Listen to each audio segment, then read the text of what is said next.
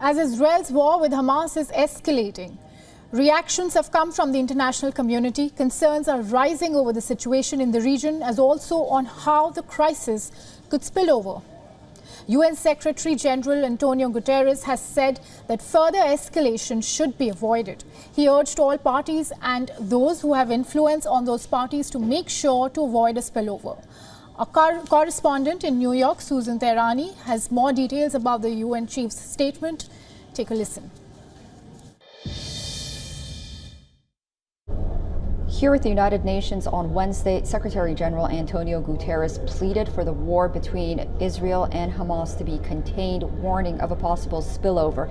He also called on leaders with influence in the Middle East region to prevent such a spillover from happening. He also called for the immediate release of all hostages being held captive by Hamas, while also saying that aid must be allowed in Gaza. His comments come just one day after UN Under-Secretary General for Humanitarian Affairs Martin Griffiths warned that the situation in Gaza is dire and that the laws of war must be upheld, and also called for the humane treatment of those hostages now being held in Gaza.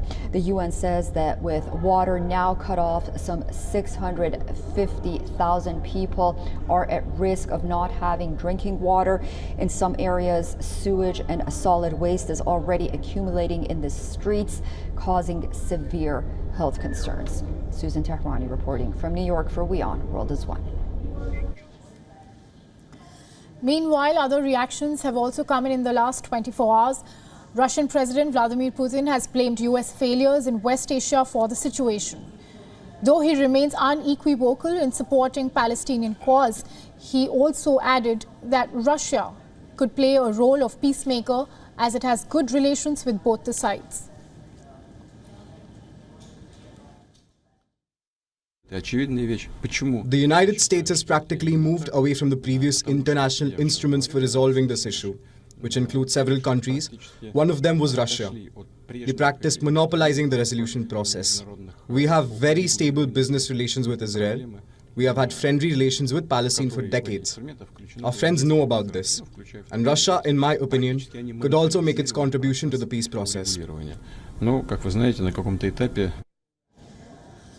Meanwhile, China is emerging as a key player in West Asia, has avoided naming any aggressor in its statement on the conflict.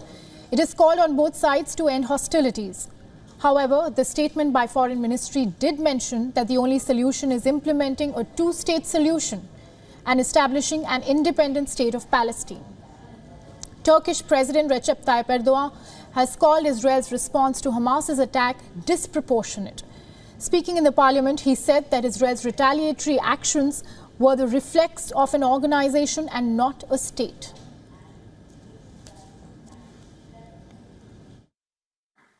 Suyunu, elektriğini, giriş çıkışlarını kesip altyapısını çökerterek camisinden kilisesine tüm ibadethanelerini, okullarını yıkarak İnsanların en temel insani ihtiyaçlarına erişmesini engelleyerek, içinde sivillerin yaşadığı binaları bombalarla yerle yeksan ederek, velhasıl her türlü utanç verici yöntemle yürütülen bir çatışma, savaş değil, katliamdır. Jordan's King Abdullah also said on Wednesday that no peace was possible in the region without a two-state solution. The Jordan King has since the start of the latest conflict been engaged in a flurry of diplomatic efforts with Western leaders urging for de-escalation. US Secretary of State Antony Blinken, who has embarked on a visit to Israel, will travel to Jordan afterwards. Listen to what Jordan's king had to say on the ongoing war. إنما تشهده الأراضي الفلسطينية حاليا من تسعيد خطير وعمل عنف وعدوان ما هي إلا دليل يؤكد مجددا أن منطقتنا لن تنعم بالأمن والاستقرار دون تحقيق السلام العادل والشامل على أساس. Meanwhile, NATO's secretary extended support to Israel by saying that it has the right to defend itself against attacks. However, he added that he expects the response to be proportionate. Israel has the right to defend itself, and they have suffered horrendous terrorist attack over the weekend with many civilians killed. And Israel has the right to defend itself against these types of terrorist attacks. Then I